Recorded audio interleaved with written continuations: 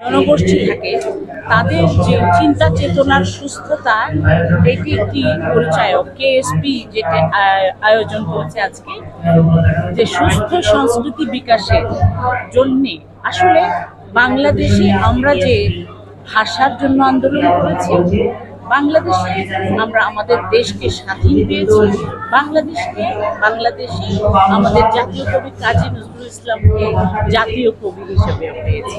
তো আমি বলি, দীর্ঘকালের এই চর্চার মধ্য দিয়েই কিন্তু একটি দেশের জাতি বোঝাতে পারে সারা বিশ্বে যে তারা সুস্থ সংস্কৃতির চর্চায় কতটাই এগিয়ে আছে, এবং সেটি প্রমাণ এরকম বহু অনুষ্ঠান।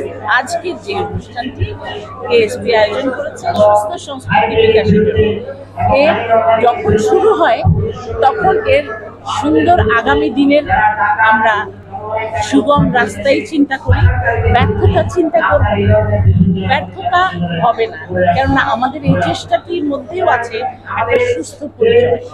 না, আমার বিষয়টা হচ্ছে একটু আলাদা এই জন্য যে আমি যেহেতু নজরুল চর্চা করে এসেছি চিরজীবন, চর্চাকারী কোনো শিল্পী কখনো স্টার হয়ে যাবে, আকাশে তারাটি হবে একা, এইটা আশায় করি না। আমরা করি চর্চা হচ্ছে নিবিড় নিভৃতে একেবারেই নিজস্ব গণ্ডিতে থেকে চর্চাটা যারা সাধনা করে, সাধনায় রত থাকা মানুষকে বঞ্চিত করলো আর কে আমাদেরকে এগিয়ে নিয়ে গেল সেটা ভাবে না।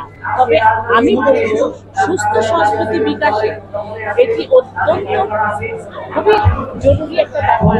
স্বীকৃতি মানুষকে অনেক দূর এগিয়ে নিয়ে যায়, এবং সুস্থ সংস্কৃতি বিকাশে এই স্বীকৃতিটা অতি জরুরি একটা ব্যাপার, যেটি আমি এত যুগ পর যখনই পাই, যতকাল পরেই পেয়েছি, এবং আমার এই বাংলাদেশের মানুষের কাছে আমি অনেক কৃতজ্ঞ। এবং আপনারা যারা এই অনুষ্ঠানে জড়িত সবাই, আপনাদেরকে এই চিন্তাটার মধ্যেই আছে।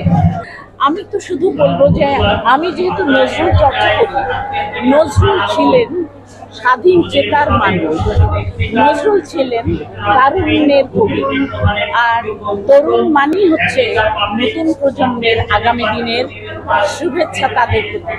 আর আমরা যারা নজরুল চর্চাকারী, আমাদের মধ্যেও এই উদ্দীপনা উন্মাদনা সবসময় ছিল। নতুনকে আগমনী সংবর্ধনা দিতে হবে, জানাতেই হবে, কারণ আপনার এই সংস্কৃতিকে যদি বাঁচাতে হয় নিশ্চয়ই তরুণরাই পারবে সেই ঝান্ডা তুলে দেওয়া।